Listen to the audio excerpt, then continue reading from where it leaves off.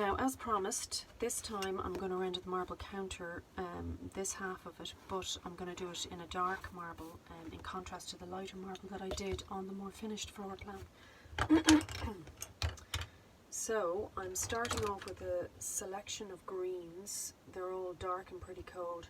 I'm also including a blue there just to deepen it as well and to create another layer. And I'll be working with a grey-green and some white and a warm green pencil just to throw in the veins. Now, so I'm going to start with this one, which is kind of a dark blue-green colour. And I'm just going to line it out just to counteract the bleeding a little bit.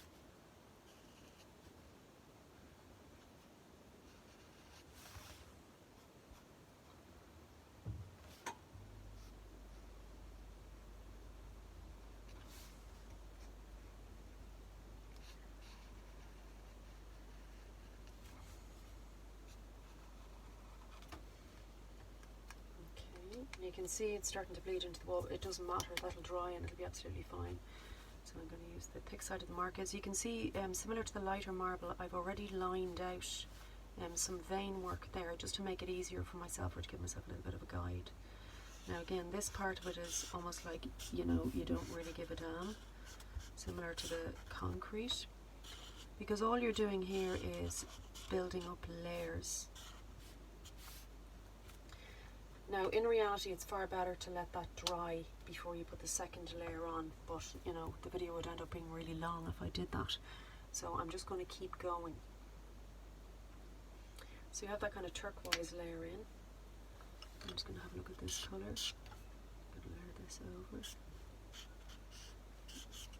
So immediately you can see the nice difference that it creates when, you know, you overlay the green over the blue, because again, they're colours that are very similar, so when they're put together they almost, you know, enhance each other while creating that nice bit of difference.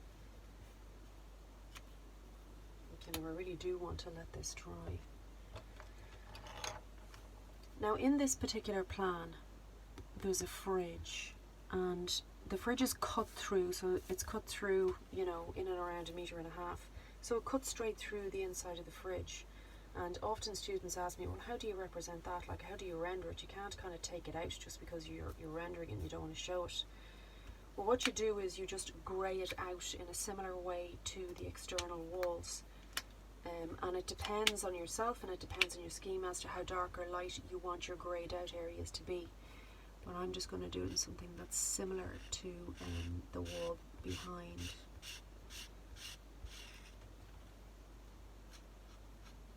With a view to getting rid of it or taking it out of focus. But if you leave it white, you know, it might seem that, oh, this has some purpose, or excuse me, why has this been left white? Okay, now I'm going to have another go over that, and this time with another green. It's a deep green, it's not as blue as the first one. Okay, so, and again, I'm just kind of throwing in veins just to give myself an idea of where they might be.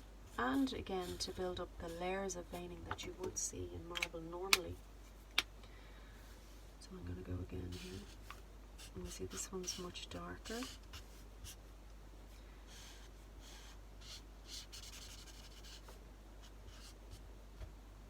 I mean, the best way to approach, you know, doing this kind of marble is to be brave about it and literally just go for it, because most of the detail is pulled out in the end with your pencil. You know, that would work in that it's just a very graphic representation of a marble countertop where you can see, you know, a certain amount of differentiation in the colour, and that's absolutely fine if that's what you're going for. But what we're going to do here now is, now it's wet, so the marker isn't picking up the pencil as well as it normally would, but that's okay, I'll go over it again. So I'm just just twisting the pencil a bit here, just to give those veins. And again, that's a perfectly good representation of marble, but I want to show you how you can further enhance that if needs be, if you want to. Again, you don't have to. And what I do here is I build things up in layers, so you have a choice to use the very graphic, say just the markers, or the little bit more detailed where you layer in the pencil over the marker. Now, I'm just going to build on some of these here. And you often find that these very dark marbles are quite veiny. They have quite a few lighter veins going through them, and some darker veins sometimes as well.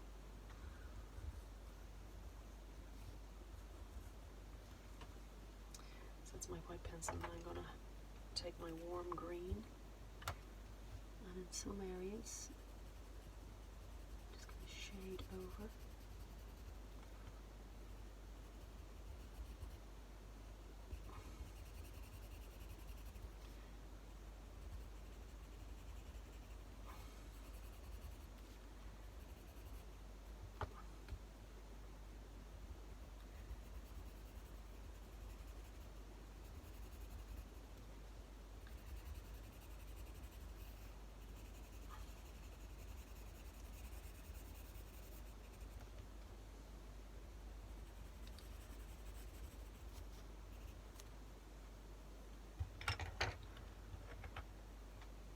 Now I'm going to take this pencil here, and I'm just going to add in a very light touch with this one. Now you can see this one it's called Black Cherry, and it's from the Prismacolor range. I couldn't recommend these pencils highly enough. They're absolutely excellent, a very high degree of pigment in them, so they leave a really solid mark on the page.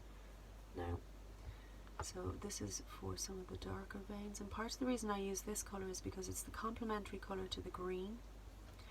So it gives a kind of a pop, which is nice on a plan.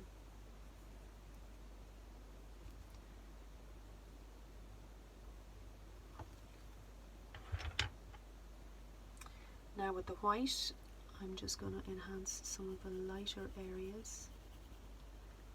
You can see in here.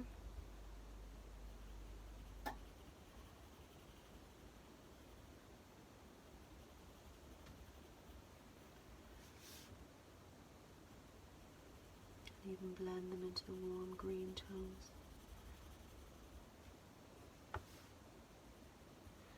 Now it'll take a bit of practice to get there, but you get the basics.